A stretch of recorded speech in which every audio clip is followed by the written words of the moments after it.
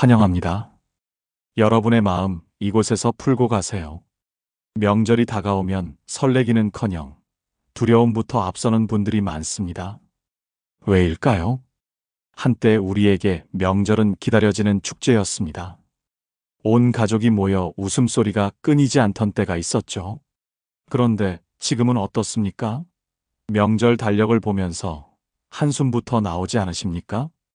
또 며칠 동안 정신없이 살아야 하나. 이런 생각이 먼저 드는 건 분명 당신만의 이야기가 아닙니다. 오늘은 왜 명절이 우리에게 이토록 버거운 시간이 되었는지, 그리고 어떻게 하면 다시 명절을 편안하게 보낼 수 있는지 함께 이야기해 보겠습니다. 오늘 주제가 마음에 드신다면 구독과 좋아요 눌러주세요.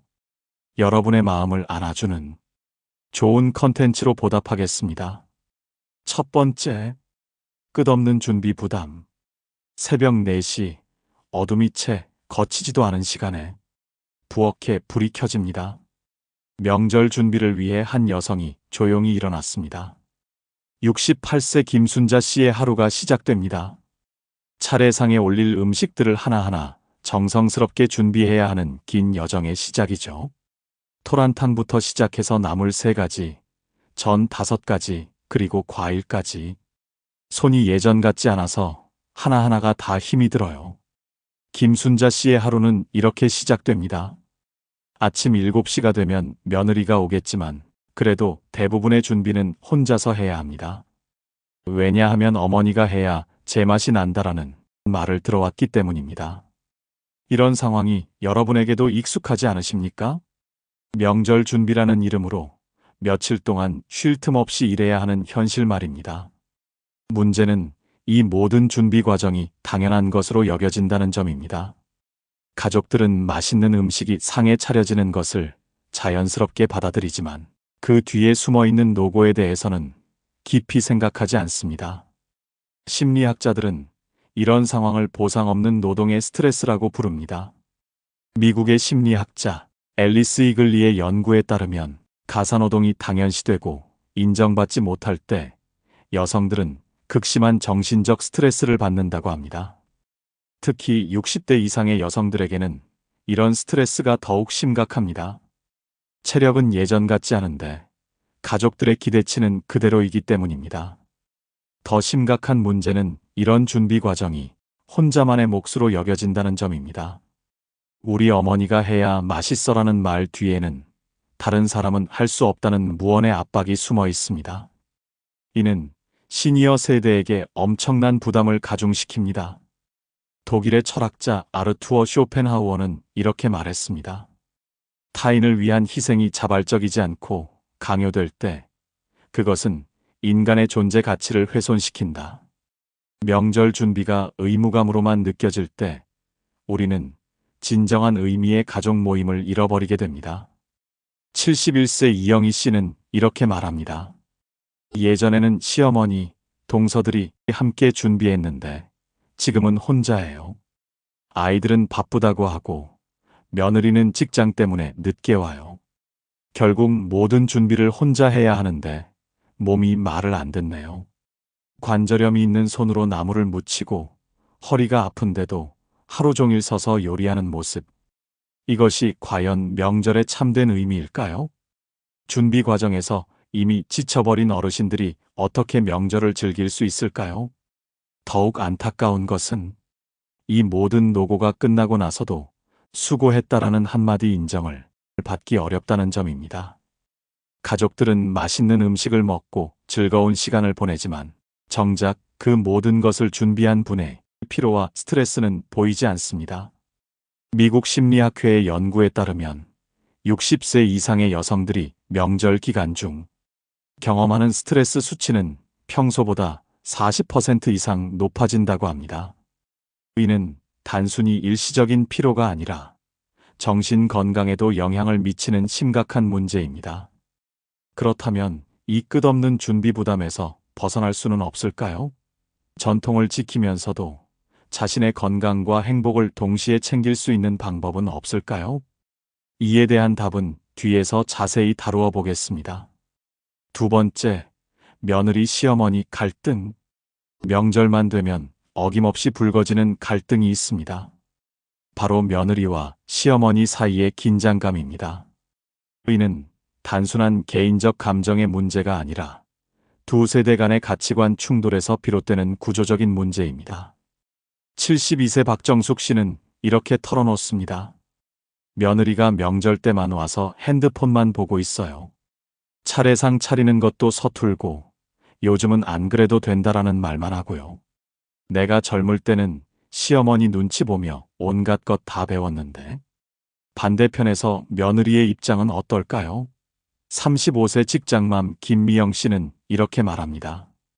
명절 때마다 시어머니께서 옛날에는 이랬다, 저랬다 하시면서 제가 하는 것마다 틀렸다고 하세요. 저도 나름 정성껏 준비하는데 인정받지 못하니까 스트레스 받죠. 이런 갈등의 근본 원인은 무엇일까요? 시어머니 세대에게는 명절 준비가 여성의 중요한 덕목이었습니다. 정성스럽게 음식을 준비하고 집안을 깔끔하게 정리하고 손님을 급진히 대접하는 것이 며느리의 역할이라고 배워왔습니다. 하지만 며느리 세대에게는 이런 역할이 선택사항이지 의무가 아닙니다. 사회학 연구에 따르면 한국의 명절 갈등 중 60% 이상이 전통적 역할에 대한 기대 차이에서 비롯된다고 합니다. 시어머니는 며느리가 우리 집 전통을 이어가야 한다라고 생각하고 며느리는 시대가 바뀌었으니 융통성 있게 해야 한다라고 생각하는 것입니다. 여러분도 혹시 이런 말 들어보셨습니까? 요즘 며느리들은 정말 모르는 게 많아. 시어머니가 너무 까다로우세요. 이런 말들이 명절 때마다 반복되면서 양쪽 모두 상처를 받게 됩니다. 더 깊이 들어가 보면 이런 갈등의 배경에는 인정 욕구가 있습니다. 시어머니는 자신이 평생 지켜온 방식이 인정받기를 원합니다. 내가 이렇게 살아왔는데 너무 쉽게 바뀌어도 되나? 하는 마음이죠. 반면 며느리는 자신의 방식도 존중받고 싶어 합니다. 저도 나름대로 최선을 다하는데 왜 인정해주지 않을까? 하는 마음입니다. 73세 정말순 씨는 이런 경험을 했습니다. 명절에 며느리가 마트에서 사온 떡국떡으로 끓인 떡국을 내놓더라고요. 저는 항상 좋은 쌀을 골라서 방앗간에 가져가 떡을 만들어 왔는데 그날 정말 서운했어요. 우리 가족들이 맛있다, 맛있다 하면서 먹는데 제 마음은 복잡했어요. 이런 상황에서 고령의 시어머니들은 이중고를 겪습니다. 한편으로는 며느리에게 서운함을 느끼지만 다른 한편으로는 내가 너무 고집스러운 건 아닐까? 하는 자책감도 듭니다. 변화하는 시대에 적응해야 한다는 압박감과 자신의 가치관을 지키고 싶은 마음 사이에서 갈등을 겪는 것이죠. 심리학에서는 이를 세대 간 역할 갈등이라고 부릅니다.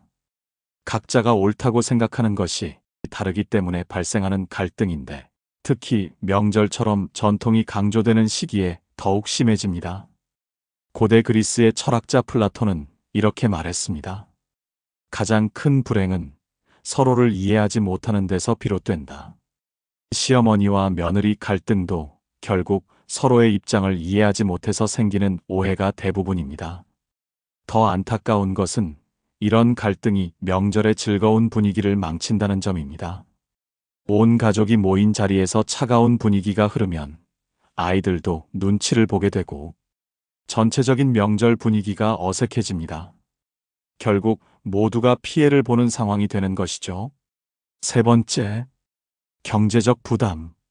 명절이 되면 지갑이 먼저 얇아지는 것을 느끼시는 분들이 많을 것입니다. 차례상을 위한 식재료 비용부터 시작해서 고향 가는 교통비, 자녀들과 손주들에게 줄 용돈까지 계산해보면 상당한 금액이 나갑니다. 75세 김철수 씨는 매년 명절 때마다 고민에 빠집니다. 연금으로 생활하는데 명절만 되면 50만 원은 기본으로 나가요. 차례상 차리는 것부터 시작해서 아이들 용돈까지 하면 한 달 생활비가 훌쩍 넘어가죠. 그렇다고 안 줄 수도 없고 통계청 자료에 따르면 60대 이상 가구의 명절 평균 지출액은 약 45만 원으로 이는 월 평균 생활비의 약 30%에 해당한다고 합니다. 연금이나 소규모 사업 소득으로 생활하는 시니어들에게는 적지 않은 부담입니다. 더 큰 문제는 이런 지출이 의무처럼 여겨진다는 점입니다. 남들 보기에 체면을 지켜야 한다는 압박감 때문에 경제적으로 어려운 상황에서도 무리를 하게 됩니다. 71세 이순옥 씨의 경우를 보겠습니다. 큰아들내가 해외에 살아서 명절에 못 와요. 그래도 둘째 아들내는 오니까 차례는 지내야죠. 그런데 요즘 물가가 너무 올라서 예전에는 10만 원이면 충분했는데 지금은 30만 원도 부족해요. 특히 한우, 과일, 견과류 등 차례상에 올리는 제수용품들의 가격이 크게 올랐습니다. 좋은 것으로 해야 한다라는 생각 때문에 더 비싼 식재료를 선택하게 되고 결국 예산을 초과하게 됩니다. 교통비 부담도 만만치 않습니다. 지방에 사는 자녀들을 만나러 가거나 반대로 자녀들이 올라오는 교통비를 지원하는 경우도 많습니다. 명절 기간에는 교통비도 평소보다 비싸지죠. 하지만 가장 큰 부담은 용돈입니다. 자녀들과 손주들에게 주는 용돈은 사랑의 표현이기도 하지만 동시에 큰 경제적 부담이기도 합니다. 68세 박영수 씨는 이렇게 말합니다. 손주가 셋인데 한 명당 10만 원씩 주면 30만 원이에요. 거기다 며느리, 사위에게도 뭔가 줘야 할 것 같고 마음은 더 주고 싶은데 주머니 사정이 그렇지 못해서 미안해요. 더 심각한 것은 이런 경제적 부담을 자녀들에게 말하기 어렵다는 점입니다.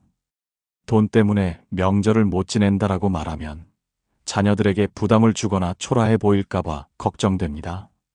결국 혼자서 끙끙 앓으면서 무리를 하게 됩니다.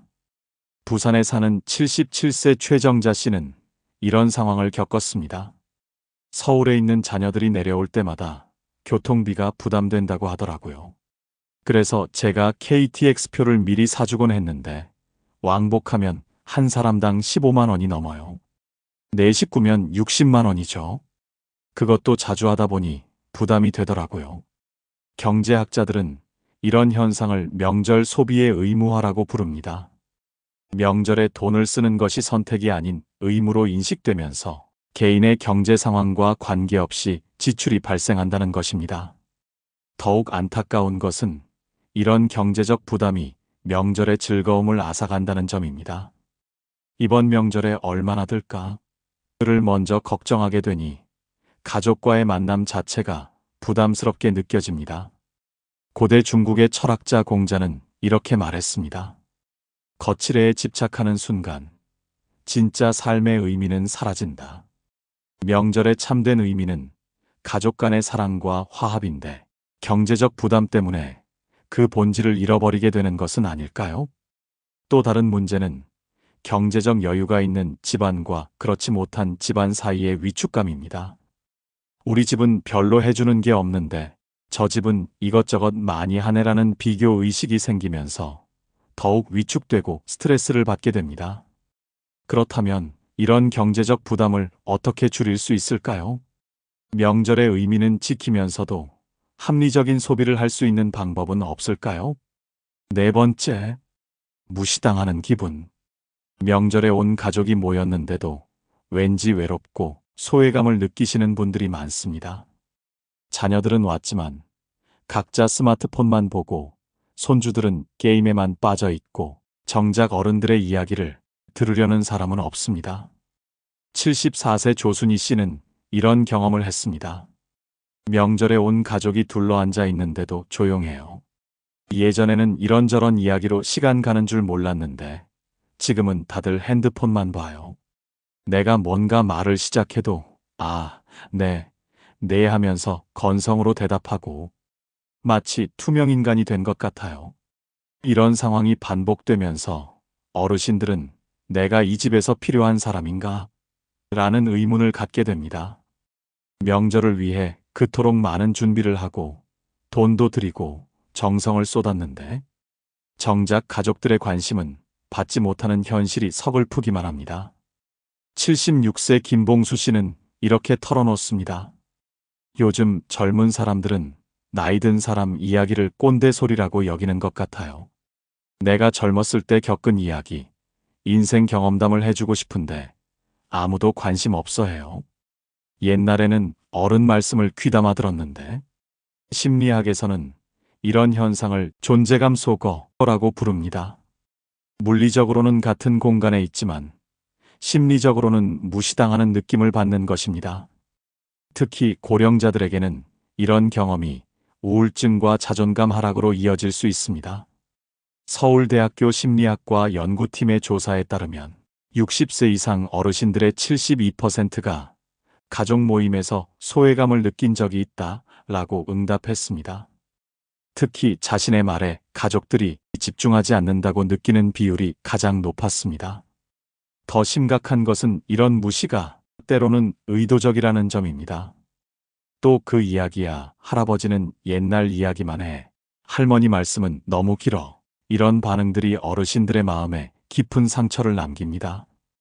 69세 이말순 씨의 경우를 보겠습니다. 손주가 대학 입시를 앞두고 있어서 조언을 해주고 싶었어요. 제가 젊을 때는 공부를 못했지만 자식들 키우면서 교육에 대해 나름 생각이 있거든요. 그런데 며느리가 요즘은 달라요라고 하면서 제 말을 끊더라고요. 그날 정말 서운했어요. 이런 상황에서 어르신들은 이중고를 겪습니다. 한편으로는 가족들과 소통하고 싶지만 다른 한편으로는 내가 쓸데없는 말을 하는 건 아닐까 하는 자책감에 빠집니다.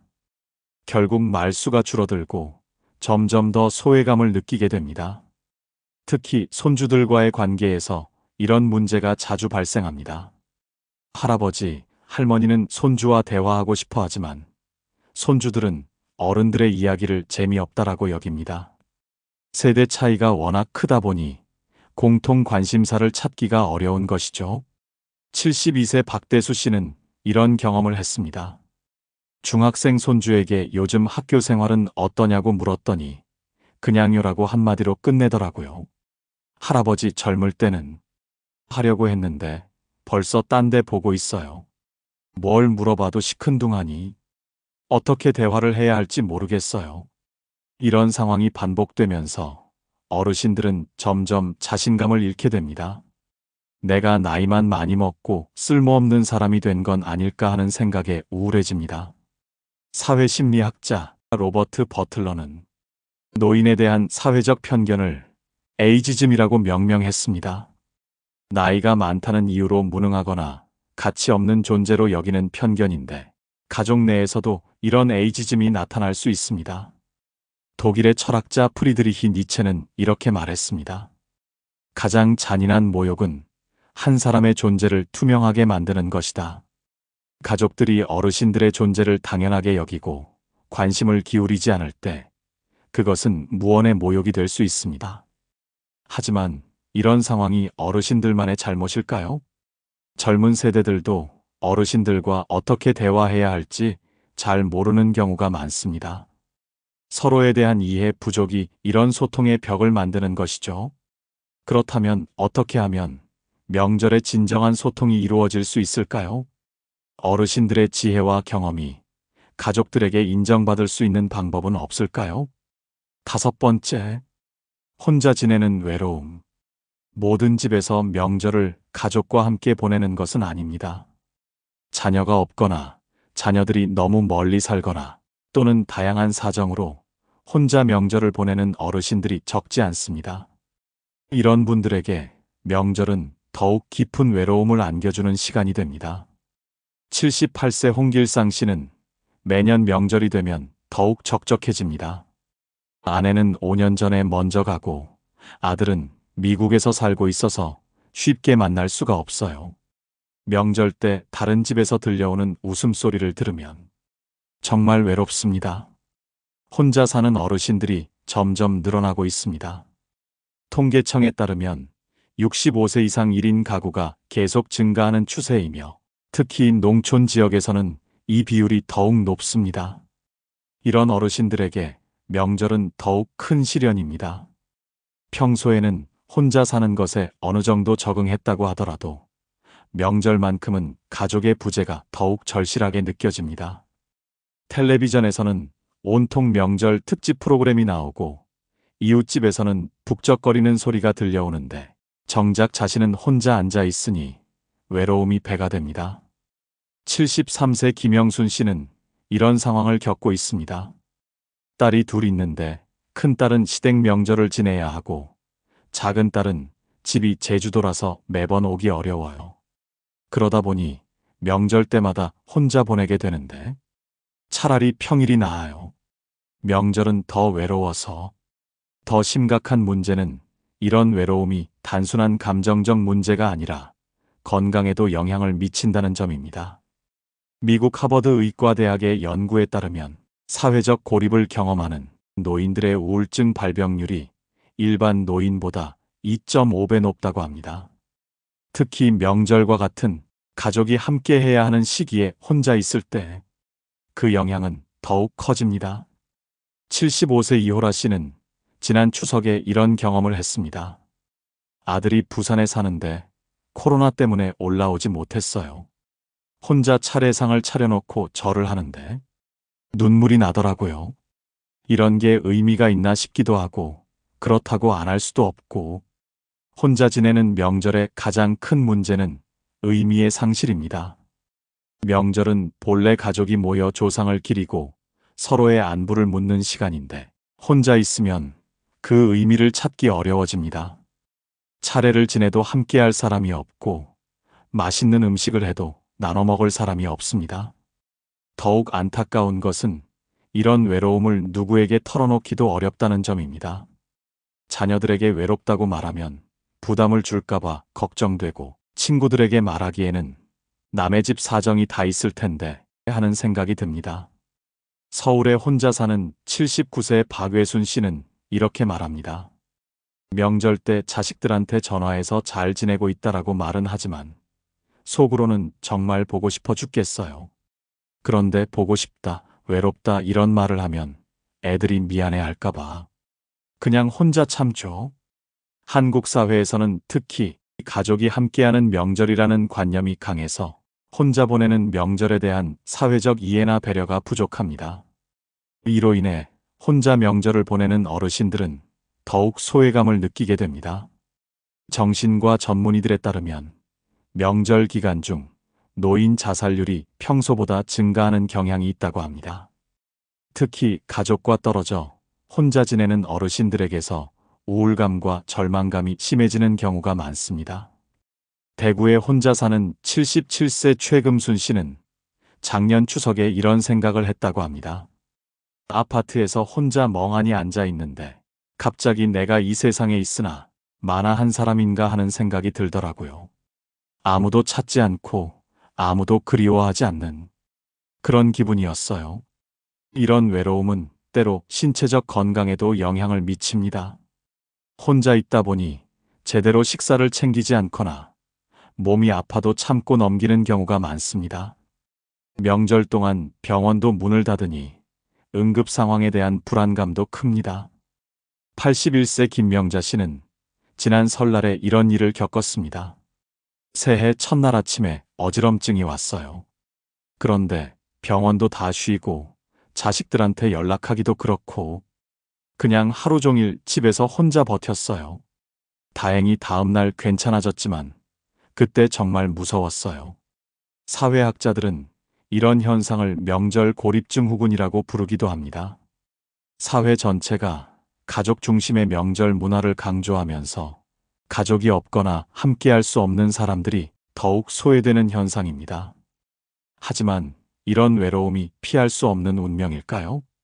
혼자서도 의미 있고 행복한 명절을 보낼 수 있는 방법은 없을까요? 덴마크의 철학자 쇠렌 키에르케고르는 이렇게 말했습니다. 절망은 혼자 있다는 느낌에서 시작되지만 진정한 자유는 혼자서도 온전할 수 있는 능력에서 나온다. 혼자 보내는 명절도 충분히 의미 있고 행복한 시간이 될 수 있다는 희망을 가져볼 필요가 있습니다. 이제 명절이 부담스러운 이유들을 살펴보았으니 어떻게 하면 더 편안하고 의미 있는 명절을 보낼 수 있는지 구체적인 방법들을 알아보겠습니다.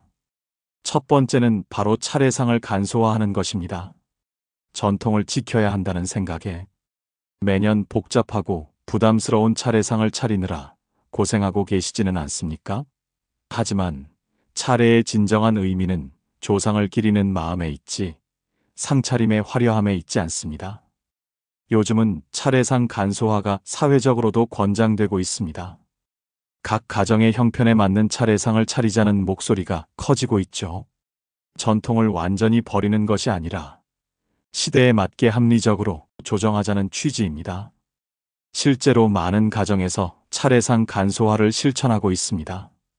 서울에 사는 72세 김정숙 씨는 3년 전부터 차례상을 대폭 줄였습니다. 예전에는 20가지가 넘는 음식을 올렸는데 지금은 기본적인 5가지 정도만 올려요. 밥, 국, 나물 한두 가지, 전, 과일. 그런데 오히려 마음이 편하더라고요. 정성은 음식 가짓수에 비례하는 게 아니구나 싶었어요. 차례상 간소화의 구체적인 방법들을 살펴보겠습니다. 첫째, 음식 가짓수를 줄입니다. 전통적으로 5열 또는 7열로 차리던 것을 3열 정도로 간소화해도 충분합니다. 핵심적인 음식들, 밥, 국, 나물, 전, 과일 정도만 있어도 조상을 기리는 마음은 충분히 전달됩니다.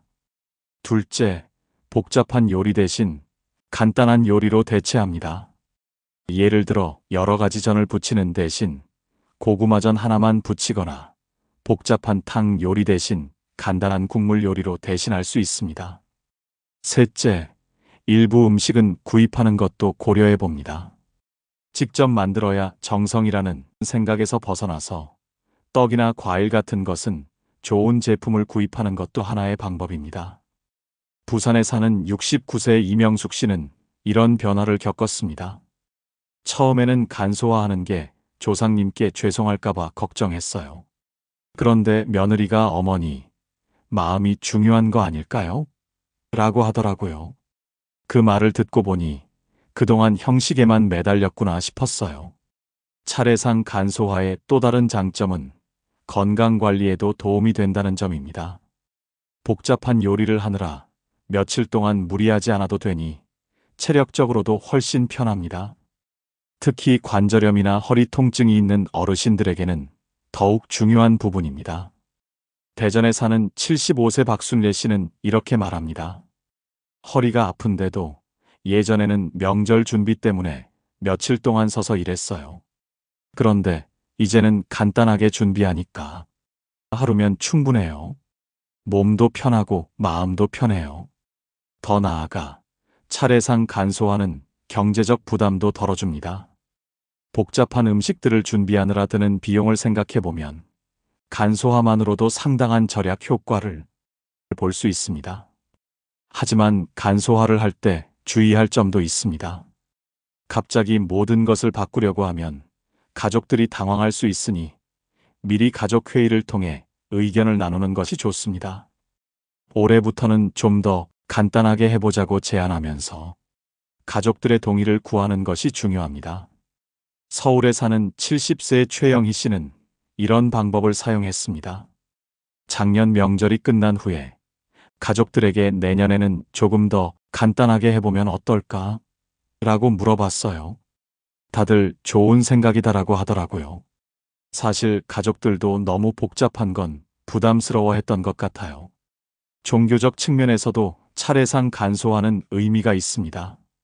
불교나 기독교에서도 마음의 정성이 중요하지 외적인 형식이 중요한 것은 아니다라고 가르치고 있습니다. 프랑스의 철학자 장 자크 루소는 이렇게 말했습니다. 자연으로 돌아가라. 단순함이 곧 자유다. 차례상 간소화도 이런 맥락에서 이해할 수 있습니다. 복잡한 형식에서 벗어나 본질적인 의미에 집중하는 것이야말로 진정한 자유이자 지혜입니다. 실제로 차례상을 간소화한 가정들의 만족도는 매우 높습니다. 한국소비자원이 조사한 바에 따르면 차례상을 간소화한 가정의 89%가 명절이 더 편해졌다고 응답했습니다. 마지막으로 차례상 간소화는 다음 세대에게도 도움이 됩니다. 며느리나 딸들이 명절을 부담스러워하지 않고 자연스럽게 이어갈 수 있도록 하는 것도 어르신 세대의 지혜로운 선택이 아닐까요? 두 번째는 역할 분담을 미리 합의하기입니다. 명절 준비를 혼자서 다 떠맡지 마십시오. 가족 구성원들과 미리 역할을 나누어 준비하면 훨씬 편안한 명절을 보낼 수 있습니다. 이는 단순히 일의 분담이 아니라 가족 모두가 명절의 주인이 되는 방법이기도 합니다. 많은 어르신들이 내가 해야 한다, 남에게 맡기면 제대로 안 된다는 생각에 모든 것을 혼자 준비하려고 합니다. 하지만 이런 방식은 본인에게도 부담이 되고 가족들에게도 참여의 기회를 빼앗는 결과를 낳습니다. 대구에 사는 74세 김말순 씨는 작년부터 완전히 다른 방식으로 명절을 준비하고 있습니다. 예전에는 제가 모든 걸 다 준비했어요. 그런데 작년에 몸이 아파서 며느리와 딸에게 도움을 요청했거든요. 그랬더니 오히려 가족들이 더 적극적으로 참여하더라고요. 어머니, 왜 진작 말씀 안 하셨어요? 하면서요. 역할 분담의 구체적인 방법들을 살펴보겠습니다. 첫째, 명절 2-3주 전에 가족 회의를 합니다. 카카오톡 단체방을 만들어서 온라인으로 의논하는 것도 좋은 방법입니다. 이번 명절 준비를 함께 해보자 라고 제안하면서 각자가 할 수 있는 일들을 나누어 정합니다.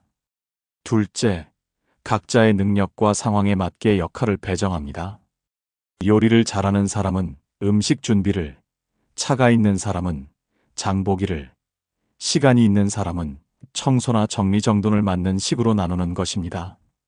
셋째, 이번에는 내가, 다음에는 내가 방식으로 순환하는 시스템을 만듭니다. 매번 같은 사람이 부담을 지지 않도록 하는 것이 중요합니다. 서울에 사는 71세 이순덕 씨는 이런 시스템을 만들었습니다. 아들이 둘인데 설날은 큰아들 내가 준비하고 추석은 둘째 아들 내가 준비하기로 했어요. 물론 제가 조언은 해주지만 실제 준비는 각자 알아서 해요. 그러니까 저도 편하고 며느리들도 자기만의 방식으로 할 수 있어서 좋아해요. 역할 분담을 할 때 가장 중요한 것은 완벽을 추구하지 않는 것입니다. 자신이 하던 방식과 조금 다르더라도 이것도 좋은 방법이구나 라고 받아들이는 마음가짐이 필요합니다. 부산에 사는 68세 박영자 씨는 이런 깨달음을 얻었습니다. 며느리가 만든 나물이 제 방식과 달랐어요. 처음에는 이게 맞나 싶었는데 먹어보니 나름대로 맛있더라고요. 요리에도 여러 가지 방법이 있구나 싶었어요. 역할 분담의 또 다른 장점은 가족 간의 소통이 늘어난다는 점입니다. 함께 준비하는 과정에서 자연스럽게 대화가 많아지고 서로를 이해하게 됩니다. 심리학적으로도 역할 분담은 매우 긍정적인 효과가 있습니다. 미국의 심리학자 엘버트 반두라의 연구에 따르면 공동 작업을 통해 가족 구성원들 간의 유대감이 강화되고 상호 존중의 마음이 커진다고 합니다. 특히 손주들에게도 적절한 역할을 주는 것이 좋습니다. 나이에 맞는 간단한 일들, 예를 들면 상 차리기, 과일 씻기, 쓰레기 버리기 등을 맡기면 아이들도 명절의 의미를 더 잘 이해하게 됩니다. 광주에 사는 76세 김영순 씨는 손주들과 함께 명절 준비를 합니다. 중학생 손주에게는 상 차리기를 맡기고 초등학생 손주에게는 과일 씻기를 시켜요. 처음에는 서툴렀지만 지금은 제법 잘해요. 아이들도 자기가 도움이 된다는 걸 알고 좋아해요. 역할 분담을 할 때 주의할 점도 있습니다. 처음에는 서툴 수 있으니 너무 높은 기대를 하지 말고 실수를 했을 때도 따뜻하게 격려해 주는 것이 중요합니다. 혹시 여러분도 혼자서 모든 것을 떠맡아 오지 않으셨습니까? 이제는 가족들과 함께 나누어 보십시오. 그 과정에서 가족들도 명절의 진정한 의미를 깨닫게 될 것입니다. 명절 준비를 통한 역할 분담은 단순히 일을 나누는 것 이상의 의미가 있습니다. 그것은 가족이 하나가 되는 과정이며 서로를 배려하고 이해하는 시간이기도 합니다. 세 번째는 돈보다 마음을 나누기입니다. 명절에 드는 경제적 부담 때문에 스트레스를 받고 계신다면 이제는 생각을 바꿔볼 때입니다. 명절의 진정한 의미는 얼마나 많은 돈을 쓰느냐가 아니라 얼마나 진심 어린 마음을 나누느냐에 있습니다. 많은 어르신들이 용돈을 많이 주지 못해서 미안하다, 비싼 선물을 사주지 못해서 부끄럽다고 생각하십니다. 하지만 정작 가족들이 원하는 것은 돈이 아니라 여러분의 관심과 사랑입니다. 서울에 사는 74세 김정자 씨는 작년에 이런 깨달음을 얻었습니다. 경제적으로 어려워서 손주들에게 용돈을 많이 주지 못했어요. 그런데 손주가 할머니 용돈보다 할머니가 해주시는 이야기가 더 좋아요라고 하더라고요. 그때 정말 감동받았어요. 돈보다 마음을 나누는 구체적인 방법들을 살펴보겠습니다. 첫째, 용돈의 액수보다는 전달하는 방식에 신경을 쓰십시오. 큰 금액을 주지 못하더라도 할머니가 너를 얼마나 사랑하는지 알지? 하는 따뜻한 말과 함께 주면 그 의미가 훨씬 커집니다. 둘째, 손편지를 활용해 보십시오. 용돈 봉투에 짧은 편지를 넣어주는 것만으로도 특별한 선물이 됩니다. 내가 건강하게 자라주는 것이 할아버지에게는 가장 큰 선물이야 라는 메시지면 충분합니다. 셋째, 직접 만든 선물을 고려해 보십시오. 손수 뜬 목도리나 정성스럽게 만든 음식이 값비싼 선물보다 더 의미 있을 수 있습니다. 가족들과의 대화에서도 경제적 부담을 솔직하게 이야기하는 것이 좋습니다. 할아버지가 많이 못해줘서 미안하다라고 말하면 오히려 가족들이 그런 것보다 건강하시는 게 더 중요해요라고 말해줄 것입니다. 부산에 사는 72세 박순례 씨는 이런 경험을 했습니다. 며느리에게 요즘 경제적으로 어려워서 예전만큼 많이 해주지 못해 미안하다고 했더니 어머니, 마음만으로도 충분해요라고 하더라고요. 그 말에 마음이 정말 편해졌어요. 돈을 많이 쓰지 않고도 의미 있는 명절을 보내는 방법들이 있습니다. 함께 떡국을 끓여 먹거나 윷놀이를 하거나 가족 사진을 찍는 것만으로도 충분히 특별한 시간이 될 수 있습니다. 광주에 사는 75세 조영희 씨는 이런 방식으로 명절을 보냅니다. 비싼 선물 대신 손주들과 함께 전래놀이를 해요. 제기차기, 윷놀이, 팽이치기. 아이들이 처음에는 재미없어 했는데 해보니까 정말 좋아해요. 돈 한 푼 안 들고도 하루 종일 즐겁게 놀 수 있어요. 심리학적으로도 물질적인 선물보다 시간과 관심을 나누는 것이 더 큰 만족감을 준다고 합니다. 미국 텍사스 대학의 연구에 따르면 가족과 함께 보내는 시간의 질이 주는 선물의 가격보다 훨씬 더 큰 행복감을 준다고 합니다. 특히 손주들에게는 할아버지, 할머니와의 추억이 어떤 비싼 선물보다도 소중한 재산이 됩니다. 나중에 어른이 되어서도 할머니가 해주신 이야기, 할아버지와 함께 했던 놀이를 기억하며 그리워할 것입니다. 인천에 사는 77세 김순심 씨는 이런 이야기를 들려줍니다. 손주가 대학생이 되어서 명절에 왔는데 할머니, 어릴 때 할머니가 들려주신 옛날 이야기 아직도 기억해요라고 하더라고요. 그때 정말 보람을 느꼈어요. 돈으로 사줄 수 있는 건 한정적이지만 추억은 평생 간다는 걸 깨달았죠. 경제적 부담을 줄이는 또 다른 방법은 가족들과 솔직하게 상황을 공유하는 것입니다. 올해는 경제적으로 어려워서 예전만큼 못해줄 것 같다고 미리 말씀드리면 가족들도 이해해주고 오히려 부담을 덜어줄 방법을 찾아줄 것입니다. 대구에 사는 73세 박정수 씨는 이런 경험을 했습니다. 연금이 줄어들어서 명절 비용이 부담된다고 자녀들에게 말했더니 아버지, 그런 거 신경 쓰지 마세요. 저희가 알아서 할게요 라고 하더라고요. 그리고 실제로 아이들이 명절 준비를 다 해왔어요. 고대 그리스의 철학자 소크라테스는 이렇게 말했습니다. 행복은 많은 것을 가지는 데 있지 않고 적은 것에 만족하는 데 있다. 명절에도 이 지혜를 적용할 수 있습니다. 많은 돈을 쓰지 않아도 충분히 행복하고 의미 있는 시간을 보낼 수 있습니다. 실제로 요즘 젊은 세대들은 물질적인 것보다 정신적인 교감을 더 중요하게 생각하는 경향이 있습니다. 마지막으로 돈을 아끼는 것이 인색한 것이 아니라는 점을 기억하십시오. 합리적인 소비는 지혜로운 선택이며 그 돈을 건강관리나 생활비로 사용하는 것이 더 현명할 수 있습니다. 여러분의 사랑과 관심 자체가 이미 가족들에게는 가장 값진 선물입니다. 돈에 많고 적음으로 사랑을 재지 마시고 마음을 나누는데 집중해 보십시오. 네 번째는 진짜 대화 나누기입니다. 명절에 가족이 모였는데도 각자 스마트폰만 보고 있어서 답답하셨던 경험이 있으실 것입니다. 이제는 진정한 소통이 이루어지는 명절을 만들어 보는 것은 어떨까요? 진짜 대화가 오고 가는 따뜻한 시간 말입니다. 많은 어르신들이 요즘 젊은 사람들은 대화를 안 한다고 걱정하십니다. 하지만 조금만 방법을 바꾸면 충분히 의미 있는 대화를 나눌 수 있습니다.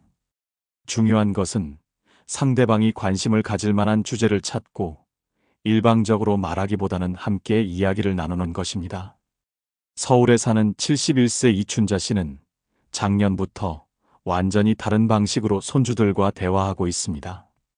예전에는 공부 열심히 해라, 건강 조심해라 이런 말만 했어요.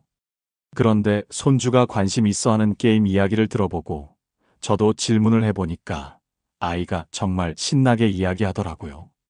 진짜 대화를 나누는 구체적인 방법들을 살펴보겠습니다.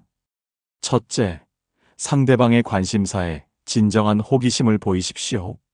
손주가 하는 게임이나 공부, 친구 관계에 대해 할머니는 잘 모르지만 궁금하다라고 말하면서 물어보십시오. 비판하지 말고 들어주는 것만으로도 큰 변화가 있을 것입니다. 둘째, 자신의 경험담을 일방적으로 늘어놓기보다는 상대방의 이야기와 연결해서 말해보십시오.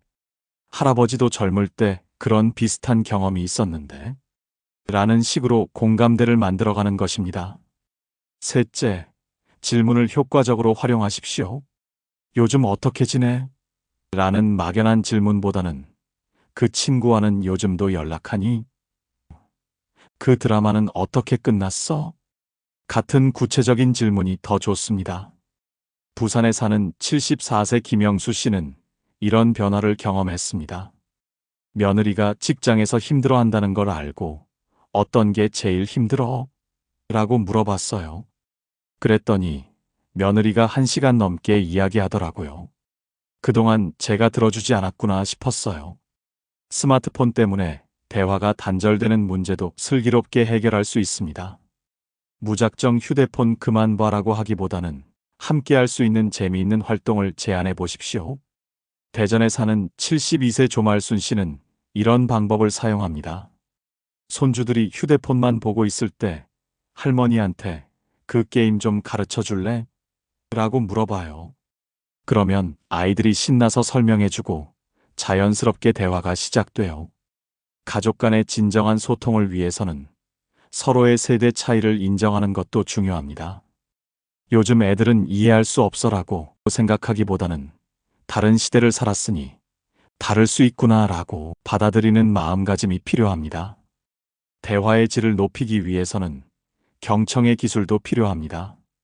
상대방이 말할 때는 끝까지 들어주고 중간에 끊지 말고 고개를 끄덕이며 관심을 표현하는 것이 중요합니다. 심리학자들에 따르면 진정한 경청은 상대방에겐 내가 중요한 사람이구나라는 느낌을 주며 이는 가족관계 개선에 매우 효과적이라고 합니다. 인천에 사는 73세 이정순 씨는 이런 변화를 경험했습니다. 아들이 직장에서 승진하지 못해서 속상해하는 걸 그냥 들어주기만 했어요.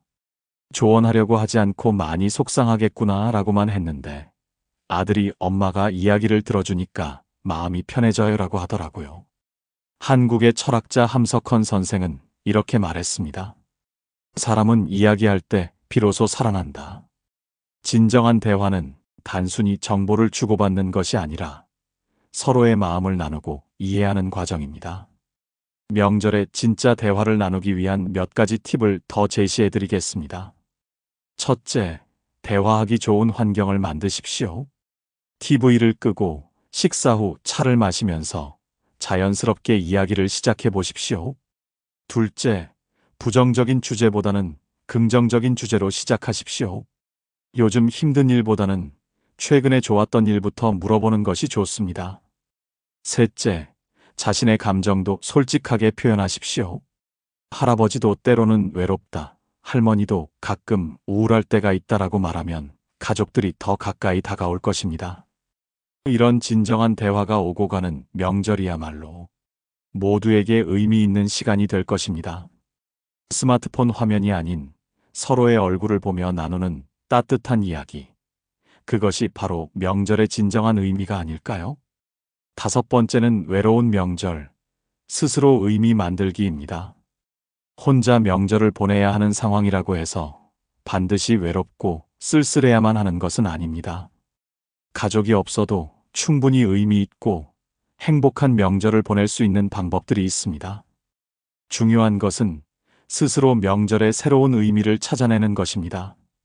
많은 어르신들이 가족이 없으면 명절이 무슨 의미가 있냐고 생각하시지만 명절의 진정한 의미는 가족과 함께하는 것에만 국한되지 않습니다. 감사하는 마음, 새로운 시작을 다짐하는 마음, 이웃과 나누는 마음. 이 모든 것이 명절의 의미가 될 수 있습니다. 서울에 혼자 사는 73세 김말순 씨는 3년 전부터 완전히 다른 방식으로 명절을 보내고 있습니다. 처음에는 정말 외로웠어요. 그런데 동네 복지관에서 혼자 사는 어르신들을 위한 명절 프로그램이 있다는 걸 알고 참여해 봤어요. 그랬더니 저와 비슷한 처지의 분들이 많더라고요. 이제는 오히려 명절이 기대돼요. 혼자서도 의미 있는 명절을 보내는 구체적인 방법들을 살펴보겠습니다. 첫째, 지역 복지관이나 경로당의 명절 프로그램에 참여해 보십시오. 많은 지역에서 혼자 지내는 어르신들을 위한 특별 프로그램을 운영하고 있습니다. 함께 떡국을 끓여 먹거나 전통 놀이를 하거나 문화 공연을 관람하는 등의 활동을 통해 새로운 인연을 만들 수 있습니다. 둘째, 봉사활동에 참여해 보십시오. 자신보다 더 어려운 상황에 있는 분들을 도우면서 보람을 느낄 수 있고 명절의 진정한 의미인 나눔을 실천할 수 있습니다. 부산에 사는 74세 이나영 씨는 매년 명절에 노숙자 쉼터에서 봉사활동을 합니다. 혼자 있으면 우울한 생각만 들어서 차라리 남을 도우며 지내자고 생각했어요. 그런데 봉사를 하다 보니 오히려 제가 더 많이 받게 되더라고요. 감사하는 마음, 건강한 것에 대한 고마움을 새삼 느끼게 됐어요. 셋째, 새로운 취미나 활동을 시작해 보십시오. 명절을 새로운 시작의 기회로 삼는 것입니다. 그림 그리기, 서예, 요리, 원예 등 평소에 관심 있었던 일들을 시작해보는 것도 좋습니다. 넷째, 가까운 친구나 이웃과 함께 명절을 보내는 것도 고려해 보십시오. 비슷한 처지의 친구들과 함께 모여서 소박하게나마 명절 분위기를 만들어 볼 수 있습니다. 광주에 사는 75세 조우진 씨는 같은 아파트에 사는 홀로 사시는 분들과 함께 명절을 보냅니다. 우리끼리 고독한 명절 탈출 모임이라고 이름 지었어요. 5분이 모여서 각자 간단한 음식 하나씩 가져와서 함께 먹고 화투도 치고 가족은 아니지만 가족 같은 기분이 들어요. 혼자 보내는 명절에서 가장 중요한 것은 자신만의 의식을 만드는 것입니다. 조상에게 간단히 인사를 드리고 한 해를 되돌아보며 감사한 일들을 생각해보고 새해 계획을 세워보는 것만으로도 충분히 의미 있는 시간이 될 수 있습니다. 인천에 사는 77세 김희진 씨는 이런 방식으로 명절을 보냅니다. 아침에 일어나서 부모님 사진 앞에 간단히 인사를 드려요. 그리고 차를 한 잔 끓여서 마시면서 지난 한 해 있었던 좋은 일들을 떠올려 봐요. 건강했던 것, 좋은 사람들을 만났던 것. 생각해보니 감사할 일이 참 많더라고요. 현대 기술을 활용하는 것도 좋은 방법입니다. 멀리 있는 가족이나 친구들과 화상통화를 하거나 온라인 모임에 참여하는 것도 외로움을 달래는 데 도움이 됩니다. 외로운 명절을 보내는 것에 대해 부끄러워하거나 숨길 필요도 없습니다. 혼자 보내는 명절 또 하나의 선택이며 충분히 존중받을 만한 삶의 방식입니다. 오스트리아의 정신과 의사이자 철학자인 빅터 프랭클은 이렇게 말했습니다. 인간은 어떤 상황에서도 삶의 의미를 찾을 수 있다. 혼자 보내는 명절이라고 해서 의미가 없는 것이 아닙니다. 오히려 자신만의 특별한 의미를 만들어갈 수 있는 기회로 생각해 볼 수도 있습니다. 마지막으로 혼자 보내는 명절이 일시적일 수도 있다는 점을 기억하십시오. 상황은 언제든 바뀔 수 있고 새로운 인연을 만날 기회도 항상 열려 있습니다. 중요한 것은 현재의 상황을 받아들이면서도 긍정적인 마음을 잃지 않는 것입니다. 혼자서도 충분히 행복한 명절을 보낼 수 있습니다. 가족이 없다고 해서 명절의 의미가 사라지는 것은 아닙니다. 스스로 만들어가는 새로운 명절 문화, 그것도 충분히 아름답고 소중한 것입니다. 지금까지 명절이 두려운 5가지 이유와 명절을 편하게 보내는 5가지 방법에 대해 함께 이야기해 보았습니다. 먼저 정리해보면 우리가 명절을 힘들어하는 이유는 이렇습니다. 끝없는 준비 부담으로 몸과 마음이 지치고 며느리와 시어머니 사이의 세대 간 갈등이 반복되며 경제적 부담 때문에 스트레스를 받고 가족들로부터 무시당하는 느낌을 받으며 혼자 지내는 외로움에 마음이 아픕니다. 이 모든 것들이 명절을 기다려지는 축제가 아닌 견뎌야 할 시련으로 만들어버렸습니다. 하지만 우리에게는 이를 극복할 수 있는 지혜로운 방법들이 있습니다. 차례상을 간소화하여 형식보다 마음에 집중하고 가족들과 역할을 분담하여 함께 만들어가는 명절로 바꾸며 돈보다는 진심 어린 마음을 나누는데 중점을 두고 진정한 대화를 통해 세대 간의 벽을 허물며 혼자 지내더라도 스스로 의미를 찾아 행복한 명절을 만들어갈 수 있습니다. 명절은 우리를 힘들게도 하지만 동시에 가족을 돌아보게 하는 소중한 시간이기도 합니다. 전통의 무게에 짓눌려 숨이 막히는 명절이 아니라 현실에 맞게 지혜롭게 조정된 편안한 명절을 만들어가는 것이 진정한 전통의 계승이 아닐까요? 여러분, 더 이상 명절을 두려움으로만 맞이하지 마십시오. 오늘 말씀드린 5가지 방법들을 하나씩 실천해 보시기 바랍니다. 완벽하지 않아도 괜찮습니다. 조금씩 천천히 바꿔나가면 됩니다. 무엇보다 기억하십시오. 명절의 진정한 의미는 복잡한 형식이나 부담스러운 준비에 있지 않습니다. 서로를 생각하는 마음, 감사하는 마음, 함께하는 기쁨에 있습니다. 그리고 그 모든 것의 중심에는 바로 여러분의 건강하고 행복한 마음이 있어야 합니다. 이번 명절은 조금 더 편안하게, 조금 더 행복하게 보내실 수 있기를 진심으로 바랍니다. 여러분 모두 건강하시고 마음 편한 명절 되십시오. 오늘 영상을 보며 여러분은 어떤 생각이 드셨나요? 여러분의 경험과 생각을 댓글로 나눠주세요. 여러분의 이야기가 누군가에게 큰 위로와 깨달음이 될 것입니다. 오늘도 끝까지 시청해주신 여러분께 깊은 감사를 드립니다. 오늘 영상이 도움이 되셨다면 소중한 분들께 공유해 주시고 구독과 좋아요로 저를 응원해 주세요. 여러분과의 소중한 연결이 저에게 큰 힘이 됩니다. 오늘도 행복한 하루 되세요. 이상으로 마음 풀고 가세요 였습니다.